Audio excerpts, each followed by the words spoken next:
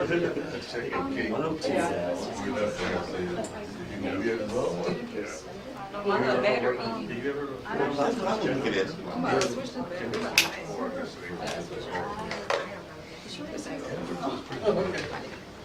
sounds like it's probably just during the legislative session.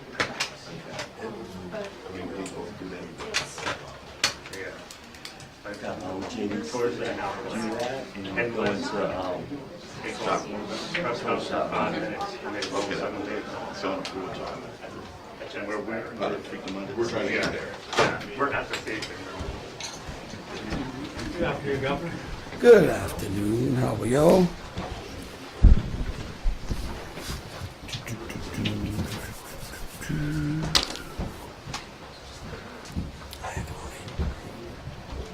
Come on, Brian. You get up. Yeah, you want to come up, Brian? Come on, you tall. You get in the back and see you for all over the place. There you go. All right. Okay. Is the press ready? Yes, sir. Press ready? Ready when you are. All right, well, good afternoon. I want to thank all of the folks that make up the Governor's Emergency Council, from Colonel Hodges to General Freelou to Colonel Clark, and then, of course, our new GOSEP Director, General Mahfouz, and Jay Grimes. You know, today we stand on the threshold of another hurricane season. As we both remember and we prepare. We remember that 20 years ago, Hurricanes Katrina and Andrew devastated our state. And those are two storms that will forever change the mindset of folks, not only from Louisiana, but from around the country as well. We honor those lives, and we both honor and remember those lives that we lost, and the families that were forever changed, the communities that came together to build a stronger, better Louisiana. Those storms tested Louisiana in unimaginable ways. Not only did those storms, but the 4 major hurricanes that followed those storms over the last 2 decades.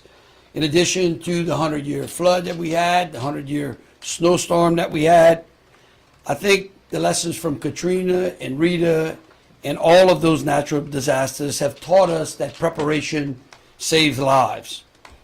And it showed us the strength that the folks from Louisiana have to be able to rebuild and to prepare for the next event that may come our way. Since that time, we have worked on improving our emergency response. We have worked on improving our infrastructure. We have worked on improving our resiliency in our electrical grid and in our communications. We all know that preparation starts with the individual. And so now is the time that we remind each citizen here in Louisiana, especially those along the coast, to make sure that you have an evacuation plan. Make sure that you secure important documents, and make sure that you check vital supply kits. Our emergency teams, not only here at GOSEP, but in each of our parishes are ready. We have continued to invest in technology that helps us to respond quicker, faster, and be more efficient. We have increased our coordination across local, state, and federal partners to ensure that our families have even further protection during natural disasters. We are working closely with the National Weather Service, FEMA, and our parish leaders. It's why last year we brought in a state climatologist who you will hear from in just a short few minutes. And we continue to work with our parish leaders to make sure that they have information in real time. But again, it's important that you take the responsibility of preparing you and your family in case a natural disaster strikes the area where you are. Make sure that you're checking on your neighbors. Make sure your neighbors are prepared. And especially if you live around elderly folks, we want you to make sure that they are prepared as well. Sign up for our emergency alerts at getagameplan.org. We also encourage you to download the app. We have many ways under which we can push information to our citizens here in Louisiana. And I got to tell you, I'm absolutely proud of GOSEP and the technology that we have available to our citizens. It is only good if you use that information, if you take advantage of the app, if you take advantage of the information that is on our site of getagameplan.org. So as we begin a new hurricane season, I want the people of Louisiana to know that we are ready. We are going to be consistently going over emergency preparedness operations here at GOSEP. After this briefing, the press is going to be able to go out and see all of the equipment and talk to the different cabinet level officials who are engaged during times of natural disasters. But remember that we should always know that the next Katrina or Rita or Gustav Ike could be lurking right, or Laura. I mean, the list goes on. We know them. Could be lurking right around the corner. And so we want you again to be prepared. So sign up, get the app, getagameplan.org, and let's make sure that we get through this hurricane season together, prepared, and safe. I'll now turn it over to General Mahfouz, who will talk about his role as the director of GOSEP. And then after, we're going to hear from Jay Grimes, who's going to promise us that there will be no hurricanes this hurricane season. At least that's what my hope is. But again, I do appreciate your time. General Mahfouz. Governor. Good afternoon, ladies and gentlemen. Governor Landry, thank you for that introduction and for your leadership. As the governor mentioned, planning for emergencies is a continuous cycle, and we don't take a break from it. We do stop on today, like today, to reflect on our plans and their validity, meet with our mission partners, and review the rehearsals, the exercises, and our plans in coordination with all of the emergency support functions that come together under GOSEP during a declared emergency.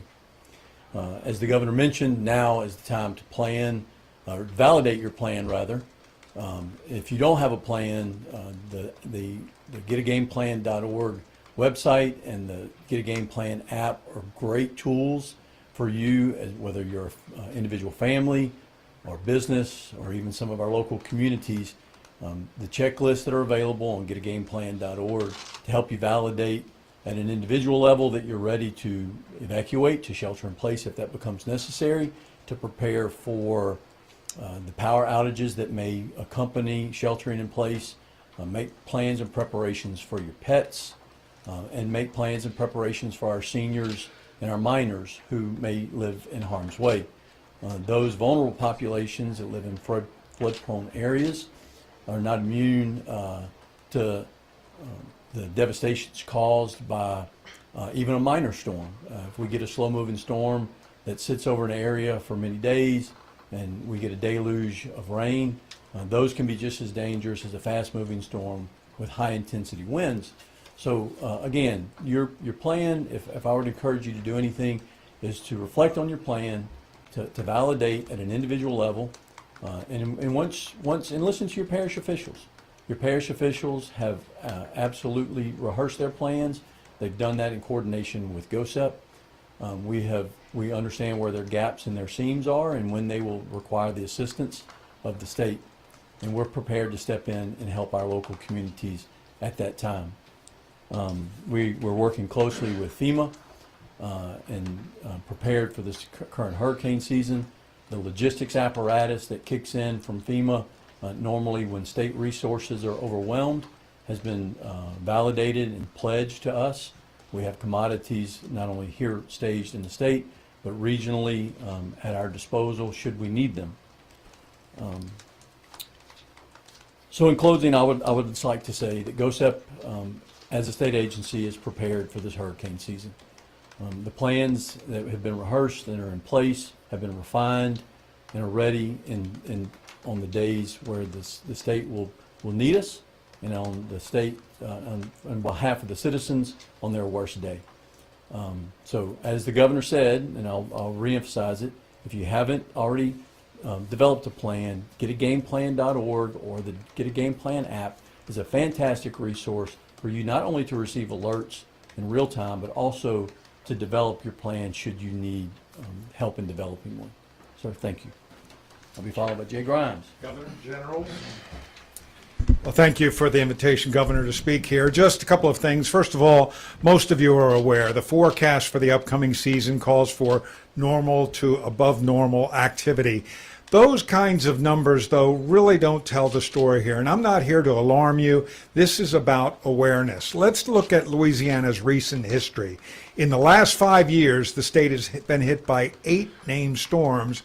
That includes 5 hurricanes, 3 of which were major hurricanes. That's the last 5 years. If we look back over the last 8 years, 4 of those years were years where we had 2 or more strikes. Now, that doesn't mean that every neighborhood gets impacted, but it means that the entire state has to go on alert. And so that's why I want to reiterate what both the governor and the general have mentioned about personal responsibility. Your personal preparedness makes it better and makes it easier for these agencies that help the state respond and recover from these events. Your personal awareness gets us through that. So just keep in mind, Louisiana is indeed a hotspot for hurricane activity. We are just as active as Florida, we just don't have the same length of coastline. So now is the time, in the fair weather conditions, to review your plans. Use your experience over the last 5 years to get yourself prepared for what is very likely going to be another active year in the Gulf of Mexico. Last year there were 18 named storms. Almost half of them ended up in the Gulf. And each one of those, the state has to start a response activity. So make it easier for the state, make it easier for yourself, make it easier on your family. Get prepared now. Thank you, Governor.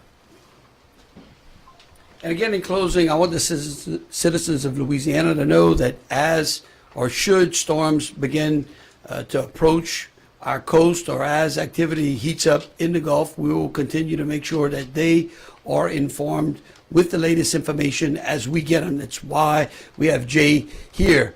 Again, though, it's easier for us to push that information to you if you sign up at getagameplan.org or if you download that app. With that, I'll be happy to take any questions. Yes, ma'am. Go ahead. Yes. Ladies first. Good afternoon. General Monfils, you mentioned FEMA, but Governor, you would be aware, in general, you would be aware that at the federal level, the president wants to eliminate FEMA, rework it. Does the state have an idea what FEMA will look like as we move into the heart of hurricane season? Look, I've spoken at length with Secretary Nome and those folks over at the White House. I will tell you that our Region 6 FEMA Director, Tony Robertson, is a very experienced FEMA official. And I do not believe that the President or the White House has any intention of revamping FEMA while hurricane season is in play.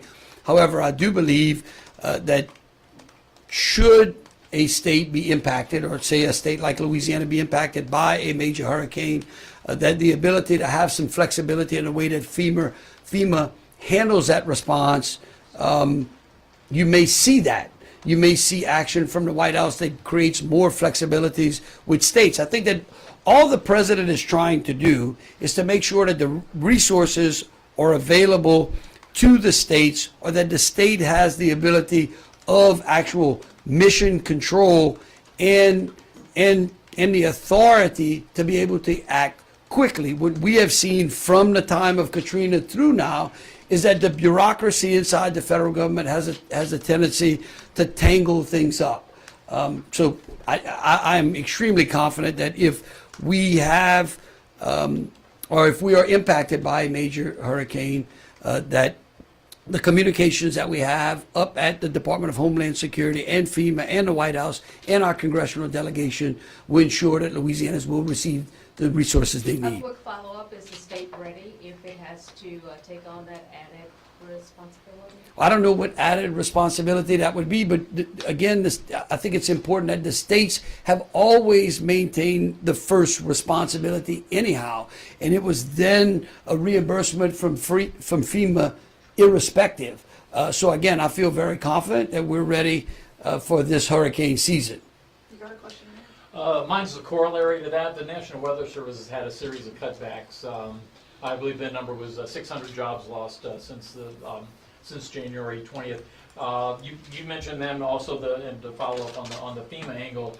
How confident are you that Louisiana will get the support when there's a storm in the Gulf and help Louisiana be prepared? Well, look, it's one of the reasons that we have a state climatologist. So if there's cuts being made at the Federal Weather Service or at NOAA, I'm completely confident in Mr. Grimes' ability to give us accurate information. I have not heard from anyone that those cuts are impacting the information that would flow up to the states or flow down to the states when storms are approaching or weather is affecting us. I think that we saw very clearly the advantage of having a state climatologist in the recent 100-year snow event that we had. I think that, hurricanes are things that we can see much further out. I thought that the state did an unbelievable job. I thought our citizens did an unbelievable job of listening and adhering to warnings in an event that was extremely hard to predict. I think that is a great bellwether to see how prepared we are to handle events when Mother Nature comes calling. Is Yes. the state climatologist ready to take on that responsibility of forecasting when the storm's in the Gulf? Well, I do it with the cooperation and through the guidance of the National Weather Service and the National Hurricane Center. And I feel confident that our tropical coverage this season will be more than adequate for what we require. I wonder if any of the folks up there could talk just in general terms about that display of equipment, apparatus, technology in the parking lot and the upgrades that we've seen in the 20 years since Katrina that are on display out there today. Yeah. Yes, sir. Yeah. Okay. No, it would be better if you're in the mic. See how you do it? Want to make them happy. First lesson again. I appreciate the question, sir. So outside of our doors and in the parking lot adjacent to the building is a representation of all the emergency support function apparatus. And it's just a small illustration, physical illustration of capabilities that those agencies bring to bear during an emergency. It also gives us the opportunity to reflect on the interoperability advances that have been made since Katrina. The advent of the Elwyn system, the advent of drone technology, robotics, predictive analysis, and the mobile command centers that just didn't exist 20 years ago during Hurricane Katrina. So I don't know if that adequately addresses your questions you had, sir, if you were something Well, in specific terms out there. of, a lot of lessons were learned during Katrina, obviously in the types of equipment that we had and the types of equipment that we didn't have, such as a fleet of high water vehicles, a fleet of boats, for example. So when you look at everything out there, what are some of the upgrades that you see in terms of the Please, equipment that's out there? I mean, to me, one of the biggest lessons that I have learned as governor was during Hurricane, I think it was Francine, right, that affected us last year. It's not so much the equipment that you see out in that parking lot, which is important if other systems fail, but it's the ability to predict or to understand when systems are failing. Last year, I think, was the first time when this agency has interacted with the Sewage and Water Board in conjunction with the Corps of Engineers as Francine impacted New Orleans. Those are all those are lessons that we took. In fact, we're working through a common operating picture that will give us the ability to understand if rainfall affects this particular area of Louisiana. What are the drainage systems that are in place to be able to handle that type of rainfall? We working with SIPRA as well to understand when storm surge impacts certain areas of the coast. What are we looking for from a resource standpoint? I think the ability to move those resources closer to the area that will be impacted without impacting that resource is vital to improving the timing that we can get resources to our citizens. So to me, that's the lesson. How can we do it in a manner that brings the resources to bear as quickly as possible and to bring our citizens the relief needed as quickly as possible? Yes, ma'am. Yes, following up on the DOJ cuts in regards to the National Weather Service, I know hurricanes are a little bit more predictable because we can see them further out. However, recently we've had a lot of tornadoes in our nation that have come quick and fast, from what people have said. Do we think those cuts at the National Weather Service will inhibit or able to get, the information out quickly to citizens? I don't. I mean, those are questions I guess you'd better ask either the White House or that agency. Look, again, I feel very confident in the fact, again, it's one of the reasons that we have a climatologist here. Certainly if Jay believes something is being impacted at the federal level and he notifies me, first thing I'm going to do is pick up the phone and call the White House. We have time for one final Governor? question. Yes, sir. Looking back at Katrina 20 years ago, kind of a two-part question here. A, is it correct to assume that the biggest culprit of all the damage in New Orleans was the failure of the levees? And if so, are the rebuilt levees, are they ready to withstand another powerful hurricane should one come this way this year? Look, I think it's not only the levees. You got to remember, like, we concentrate on the levees because the levees did fail. We know that the Corps of Engineers, with federal money, completely rebuilt the system and continue to strengthen that system as well. But we've got a number of pumps that help to move water off of the streets and the neighborhoods of the city of New Orleans, which pose dangers as well. We get a report from the Corps of Engineers because they maintain and help us operate those pumps. Last time I checked an email that I got from Colonel Jones, I believe that they've been able to refurbish or repair all of the pumps, and I believe they have them all online by the time that hurricane season started a couple of days ago. So again, I am as confident as we could be. Nothing is 100% in this game, but we continue to look around every corner. We continue to turn every leaf. We continue to turn every stone up to make sure that we are prepared, and we just continue to overlook our plans. But again, let me go back and turn this back. The best way that our plan works is if the citizens of this state are as prepared as we are. So again, if you heed the warnings that your local officials give you, if you prepare, get your evacuation plans in order, if you sign up for getagamePlan.org and you go through those lists to see what in those checklists are applicable to your conditions, whether it's a family, individual, seniors, your pets, whether you need special medication or not.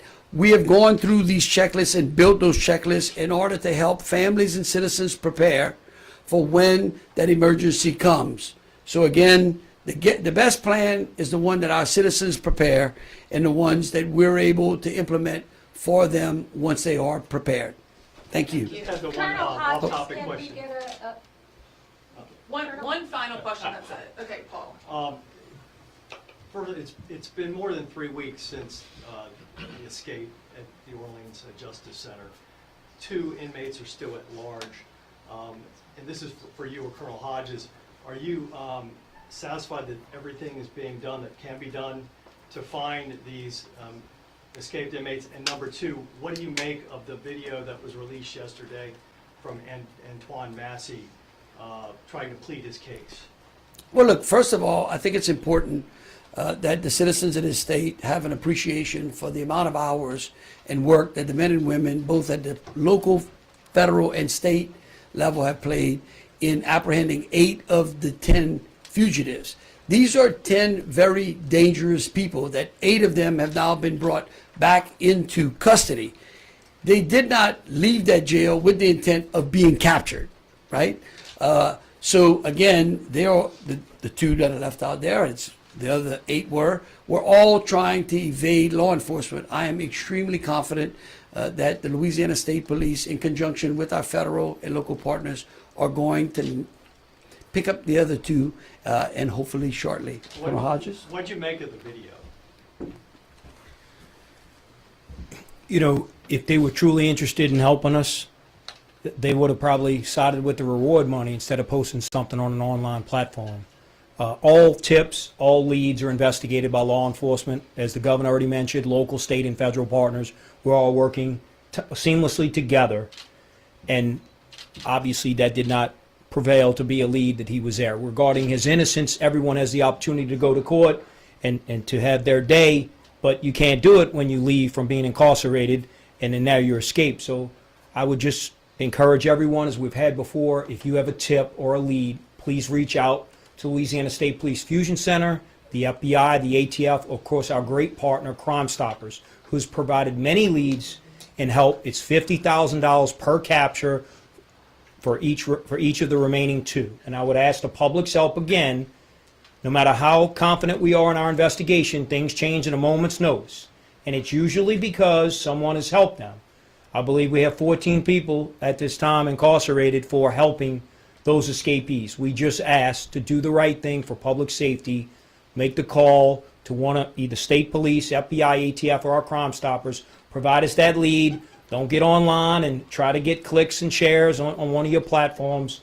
Just contact law enforcement. You'll make your community safe. More importantly, we'll bring those two fugitives back to justice, and they will be brought back safely. Thank you. Does that video aid in capturing Massey? Will it help? Everything that is forwarded to us helps. We think sometimes, though, it's a distraction. We know it's entertainment for the public or it's interesting. I believe everybody in this room and everybody outside, for the most part, wants the same thing, to bring the two fugitives back so we can continue to have public safety across Louisiana. More importantly, those communities where they have family and friends who are producing the online information. But obviously, it's helpful if they were still there, but if they're not there, then it really doesn't help us bring them to capture. And to talk about charges, that's for a judge and a jury to decide when they have their day in court. Thank you. Thank y'all so much. That's it. Let me just say this to follow that. There's no doubt he's certainly not innocent for escaping out of jail. Okay?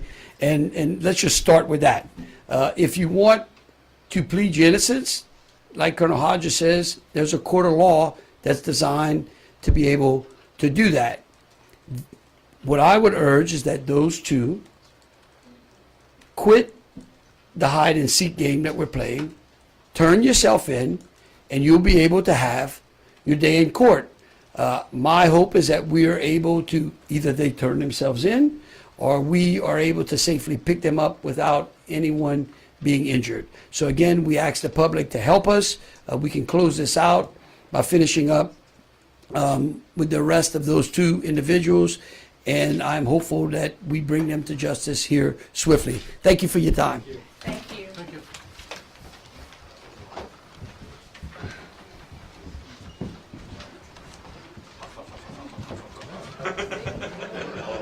Yeah, thank you.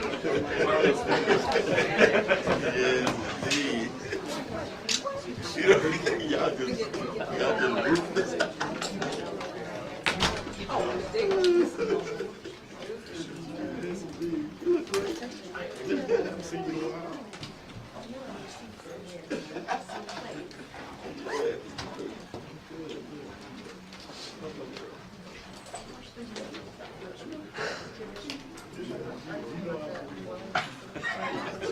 You didn't think it was gonna be that long? Oh, I know, man.